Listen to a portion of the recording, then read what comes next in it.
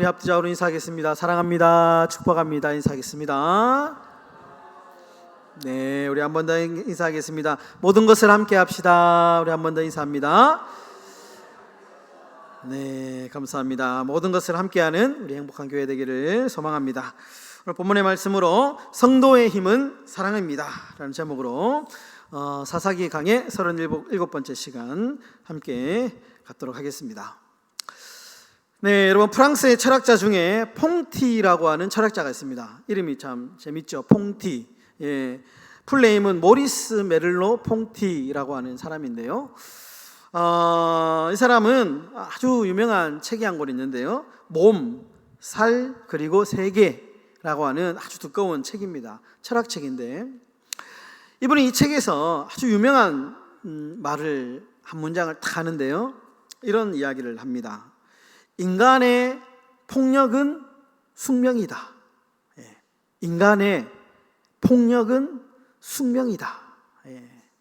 이 말 한마디, 이 짧은 문장 안에 굉장한 의미가 많이 내포되어 있습니다.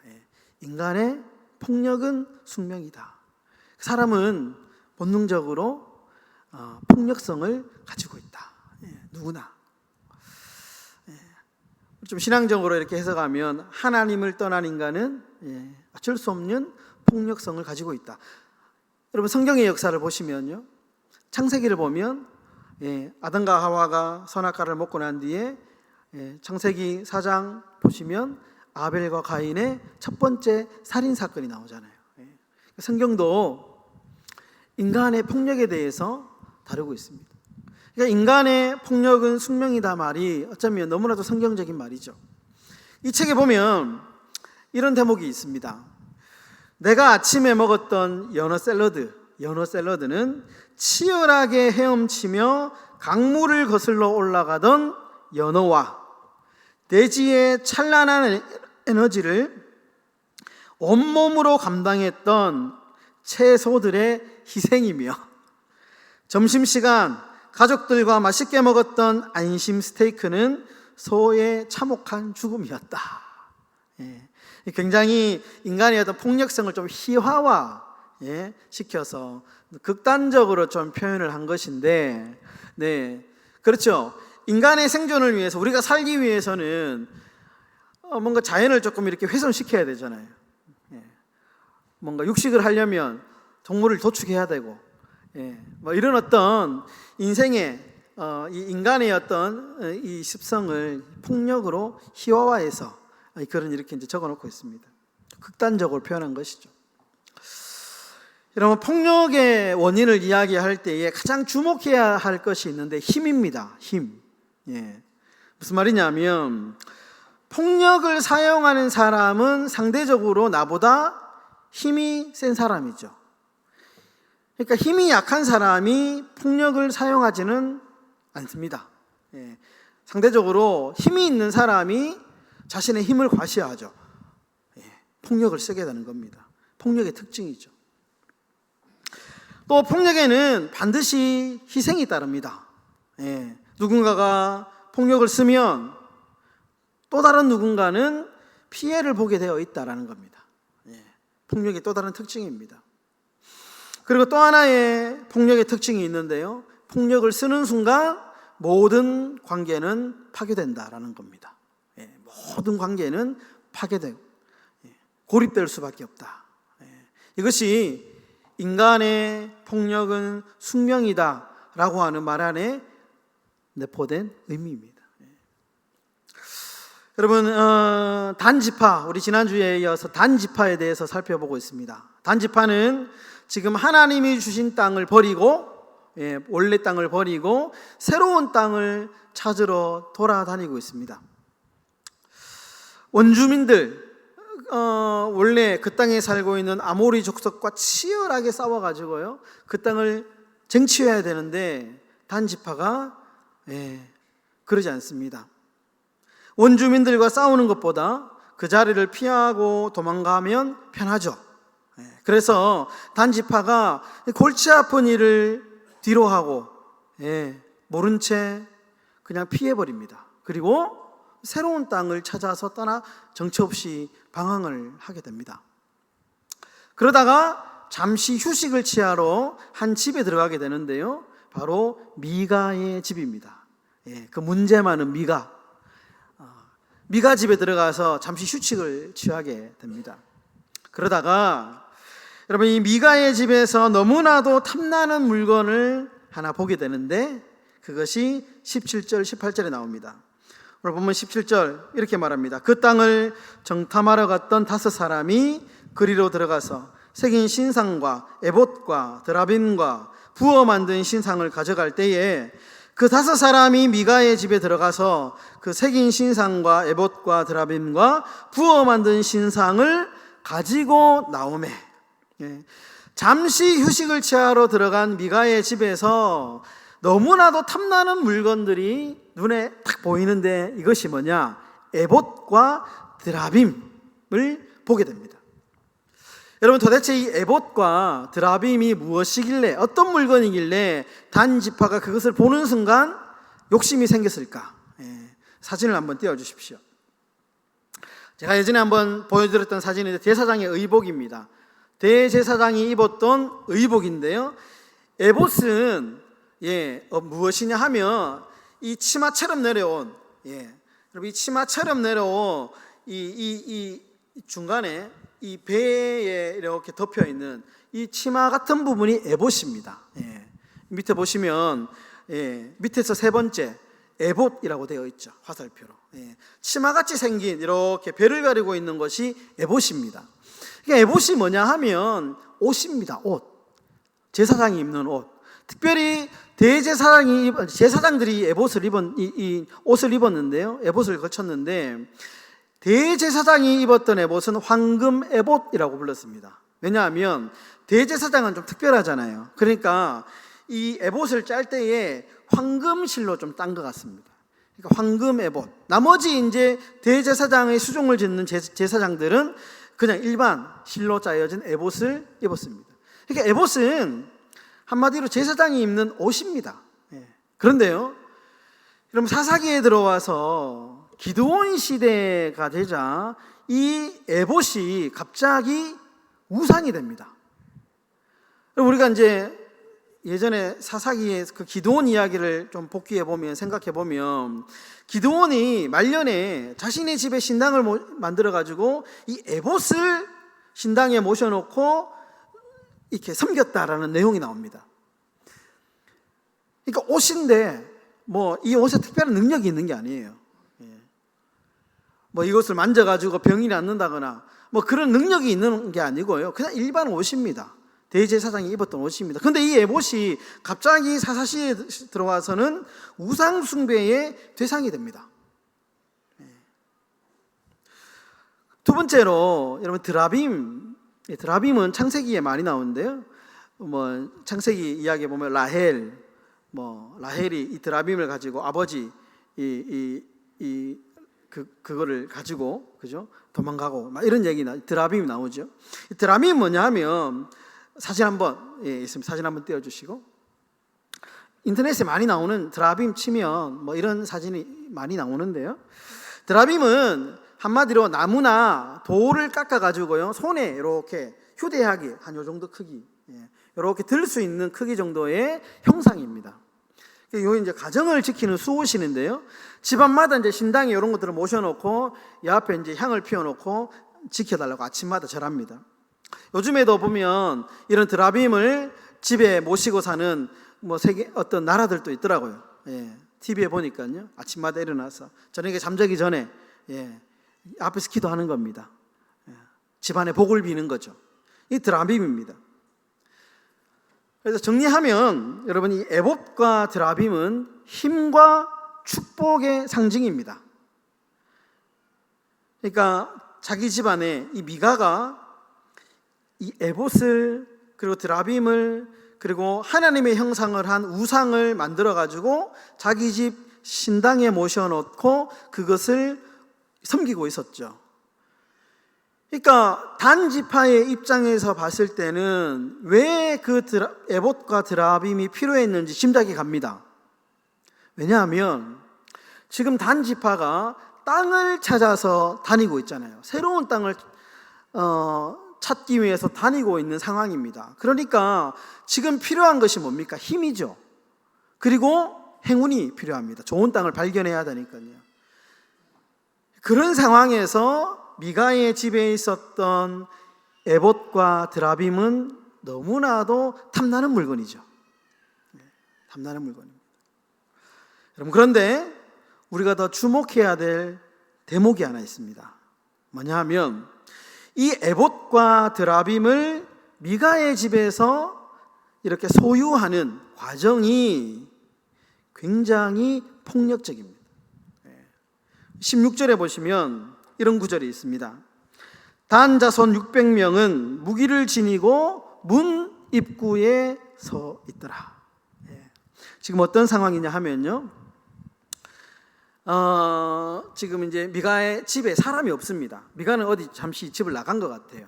근데 그 틈을 타가지고요, 이 단지파가 이 에봇과 드라빔을 가지고 가기 위해 탈취하기, 도둑질하기 위해서 이 집에 들은 겁니다. 그런데 문 앞에 무기를 들고 있는 600명의 훈련된 군사가 딱 지키고 있는 겁니다. 그런 상황에서 단지파가 아무도 없는 집에 들어가서 그 에봇과 드라빔을 딱 탈취해 오는 겁니다. 분위기가 짐작이 가시죠. 600명이나 되는 사람이 한 집안에 삥 둘러가지고 무기를 들고 창과 칼을 들고 서 있다고 생각해 보십시오. 누가 그 집에 접근할 수 있겠습니까? 누가 그 가지고 가는 물건 지킬 수 있겠습니까? 여러분 25절 그리고 나중에 이 미가가 자신의 집에서 이 에봇과 드라빔이 없어진 것을 알게 됩니다. 그래서 이제 에봇과 드라빔을 찾으러 이제 단지파에게 가는데요, 이 찾아온 미가를 단지파가 어떻게 대우하냐 하면 힘으로 눌러버립니다. 25절과 26절에 보시면 이렇게 이야기합니다. 단 자손이 그는 미가인데요, 그에게 이르되 내 목소리를 우리에게 들리게 하지 말라. 노한 자들이 너희를 쳐서 내 생명과 내 가족의 생명을 잃게 할까 하노라 하고, 미가가 단 자손이 자기보다 강한 것을 보고 돌이켜 집으로 돌아갔더라. 그러니까 미가가 거기 가서 자신의 물건을 돌려달라고 이야기하지 않았겠습니까? 그런데 단지파가 네 목소리를 우리에게 들리게 하지 말라. 무슨 말입니까? 입 다물어라, 조용해라. 노한 자들이 너희를 쳐서 네 생명과 네 가족의 생명을 잃게 하노라. 자꾸 말하면 너 목숨이 위험에 협박하는 거죠. 그러니까 미가가 보니까 자기보다 힘이 세거든요, 단지파가. 그러니까 그냥 돌아가 버립니다. 힘으로 눌러버린 거죠. 여러분, 단지파가 미가 집에서 에봇과 드라빔을 탈취할 때 그 당시에 그 현장에 목격자가 한 명 있었습니다. 누구냐면 레위 청년. 그 집에, 미가 집안에 떠돌이 레위 청년이 제사장으로 있었잖아요. 그 현장을 딱 본 거예요. 그러자 레위 청년도 단지파가 힘으로 협박해서 자신의 편으로 만들어버립니다. 19절에 이렇게 나옵니다. 여기서 그들은 단지파입니다. 그들이 그에게, 레위 청년에게 이르되 잠잠해라, 내 손을 입에 대라, 입 막아라, 아무 소리 하지 마라, 라는 거 협박하는 겁니다. 그러면서 이 레위 청년을 그 뒤에 이제 이야기를 보시면 꼬드겨 가지고 단지파의 제사장으로 훨씬 더 좋은 조건을 주고 데리고 가버립니다. 여러분, 제가 설교 서론에서 이야기했듯이 사람은 누구나 힘을 갖고 싶어 합니다. 폭력에 대해서 제가 이야기했는데요, 사람은 누구나 힘을 갖고 싶어 하는 것이 사람의 본능입니다. 그런데 여러분, 그 힘을 과도하게 쓰거나 자신에게 주어진 힘을 통제하지 못하면 그것이 이제 폭력이 되는 거죠. 누군가에게는 폭력이 되는 겁니다. 제가 한 10여 년 전에 한 교회에서 어떤 교회에서 이제 강도사 시험을 앞둔 시절이었는데요. 어떤 그 교회에서 한 권사님이 계셨습니다. 이 권사님이 재산이 좀 있었어요. 재산을 가지고 있었는데 한 땅을 팔았습니다. 자신에게 있는 땅을 한 10억 정도 이제 보상을 받았는데요. 10억 정도 보상을 받아가지고 한 1억 정도는 11조 하시고요. 한 5억 정도를 교회에 감사헌금을 내셨습니다. 총 6억이죠. 여러분, 그 다음부터 교회에 어떤 일이 일어났을까요? 교회에 이 기류가 조금 바뀌기 시작했습니다. 어떻게 바뀌었냐? 그 권사님의 발언권이 세지기 시작했습니다. 그러면서 교회에서 막강한 힘을 가지게 됩니다. 그분의 말 한마디에 교회가 이렇게 이제 되기 시작했어요. 심지어 당회가 결정한 것도 그 권사님이 반대해 버리니까 뒤집어지더라고요. 그렇겠죠. 엄청난 금액을 헌금을 하셨으니까요. 이게 그냥 자연스럽게 이렇게 돼 버리더라고요. 자연스럽게. 누가 뭐 그렇게 하자 한 게 아니고 자연스럽게. 여러분, 제가 서도의 폭력에는 반드시 희생이 따른다 제가 이야기했잖아요. 누군가를 피해를 보게 된다 이야기했는데, 그 권사님의 말 한마디 때문에 어떤 분은 이익을 얻는 분이 계셨고요, 어떤 분은 불이익을 당하는 일들도 막 일어나기 시작합니다. 여러분, 왜 사람들이 부자가 되고 싶어 할까요? 왜 그렇게 돈을 많이 벌고 싶어 합니까? 돈을 많이 벌면 그만큼 권한이 생기잖아요. 권한이 생깁니다. 권력이 생깁니다. 힘이 생깁니다. 그것이 이 자본주의 사회에 돌아가는 원리입니다. 어쩔 수 없습니다. 그런데 여러분, 교회의 문제는 여기서부터 출발합니다. 교회도 세상의 지배 논리에 따라서 힘을 갖고 싶어 합니다. 그런데 문제는 교회의 힘을 잘못 알고 있습니다. 교회의 힘을 돈으로 알고 있습니다. 돈을 힘으로 알고 교회가 돈이 많으면 교회가 힘이 생기는구나 라고 생각하고 돈을 막 모으기 시작합니다. 교회가 숫자가 힘이구나 생각하고요, 교인을 막 숫자를 막 모으기 시작합니다. 수단과 방법을 가리지 않고요. 옆에 있는 교회 막 교인들 막 빼오고 숫자가 힘이구나, 수단과 방법을 가리지 않고 어떤 방법을 써서든지 숫자만 불리면 된다 생각하고요, 그것을 부흥이라고 말하면서 교회가 건물이 크기가 힘이구나 생각하고요, 건물을 막 화려하게 짓기 시작합니다. 빚을 내가지고요, 감당할 수 없는 빚을 내가지고 화려하게 짓기 시작합니다. 그런 것들로 이제 막 힘이다 생각하고 채우려고 합니다. 그러다가 여러분, 오늘날 한국교회가 지금 큰 어려움을 겪고 있습니다. 큰 어려움을 겪고 있습니다. 여러분, 교회의 힘, 여러분, 성도의 힘이 뭘까요? 오늘 제목 성도의 힘 제가 밝혔습니다. 그럼 교회의 힘은 뭐냐? 사랑입니다. 사랑. 여러분, 교회의 힘, 우리 삶의 성도의 힘은 사랑인 줄 믿습니다. 사랑이 되어야 됩니다. 여러분, 교회의 힘은 돈도 아니고요, 교회의 힘은 숫자도 아니고요, 교회의 힘은 건물도 아닙니다. 교회의 힘은 사랑입니다. 사랑. 한 율법사가 예수님 찾아와서 이렇게 질문합니다. 예수님, 영생을 얻으려면 어떻게 해야 됩니까? 이렇게 질문합니다. 그래서 예수님이 율법사에게 다시 질문합니다. 율법에는 뭐라고 쓰여 있느냐? 율법에는 내 힘을 다하고 목숨을 다하여 하나님 사랑하라 하셨습니다. 이웃을 사랑하라 하셨습니다. 그대로 해라. 그대로 해라. 이렇게 말씀하죠. 누가복음 10장 27절에 대답하여 이르되 내 마음을 다하며 목숨을 다하며 힘을 다하여 뜻을 다하여 주 너의 하나님을 사랑하고 또한 내 이웃을 내 자신같이 사랑해라. 우리 사랑하는 성도 여러분, 교회의 힘은 힘을 다하여 사랑하는 것이 그것이 힘입니다.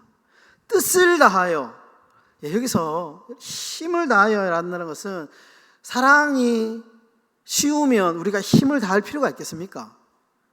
사랑하기가 힘드니까 힘을 다하는 겁니다. 목숨을 다하여 사랑을 하라는 이유는 사랑하기가 힘들기 때문에 성경이 이렇게 이야기하는 거죠.